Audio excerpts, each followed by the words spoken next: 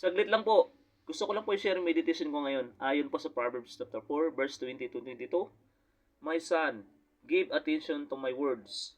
Incline your ear to my sayings. Do not let them depart from your eyes.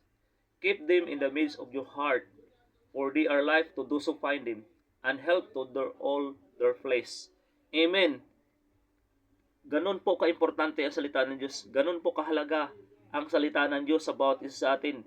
Higit pa sa ginto, higit pa sa yaman, ang salita ng Diyos ay napakahalaga sa bawat isa sa atin.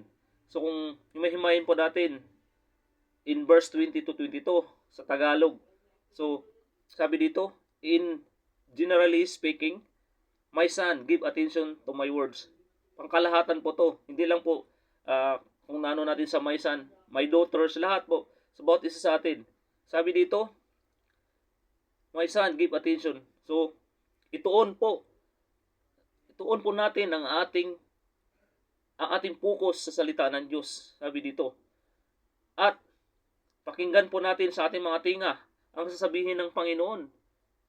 So, paano natin mapakinggan? O paano natin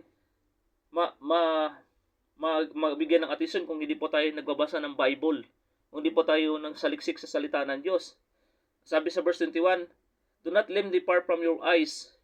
Huwag po mawala sa ating mga paningin ang salita ng Diyos. Ibig sabihin, huwag nating hayaan sa bawat minuto, sa bawat oras, o bawat araw, hindi po natin nabasa ang salita ng Diyos. God encourages us na meditate the Word of God, read the Word of God, hear the Word of God, because faith comes from hearing the Word of God. Yung panampalataya natin sa pamamagitan ng ating pakapakinig sa salita ng Diyos. At sabi dito, sa verse 22, For they are life to those who find them.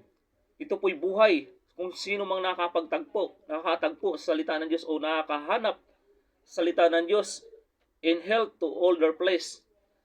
At kalusugan sa ating spiritual na buhay o physical. Hindi lang po sa spiritual, kung di sa physical. So, generally speaking po, napaka-importante ng salita ng Diyos. Dapat ituon natin ang ating isip sa kanyang salita. Pakinggan natin ang kanyang salita. Maghari ang kanyang salita sa ating puso. Sabi dito, keep in the midst of your heart. Sa gitna natin mga puso.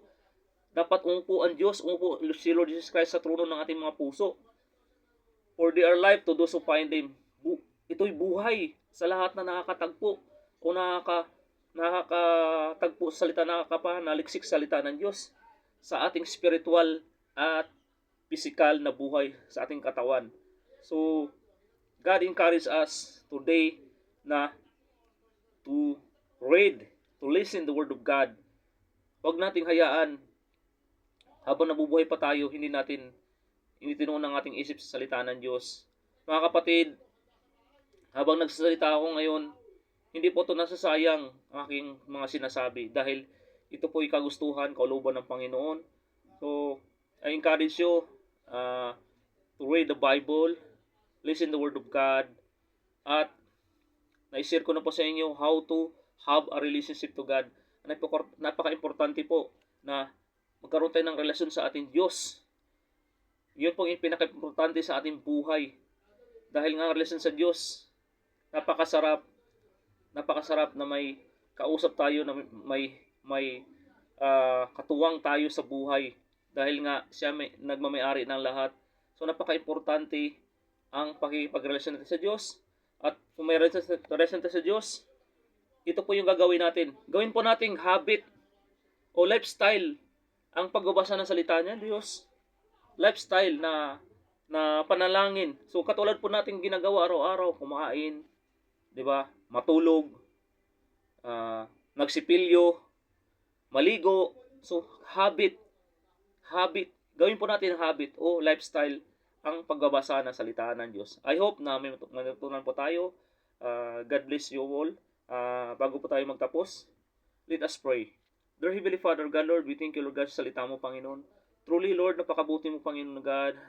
Today, Lord God, na encourage mo naman kami, Panginoon, Lord, na na Lord na gisingin niyo po ang aming kaluluwa at espiritu, Lord God. Dahil Lord God, ito yung pinaka-importanting bagay na gagawin namin, Panginoon God. Ang pananaliksik sa inyo, Panginoon God, ituon namin atensyon sa inyong salita. Lord, pakinggan namin ang salita, Panginoon. Lord, ikaw ang mangunat maghari sa mga puso, Panginoon God, ng bawat isa. At Lord, ito po'y kalusugan ng aming katawang pisikal, Panginoon God, salita ang Panginoon God. Lord, sa lahat na nakapanood sa kabilang screen, pagpalain niyo ang bawat isa. Lord, we hope, Lord God, that Lord, ikaw po, Panginoon God, ang mangunat maghari, Panginoon God. Bless us, every one of us, Lord. We thank you, praise you, Lord God. In Jesus' mighty name we pray. Amen and amen. God bless po. God bless.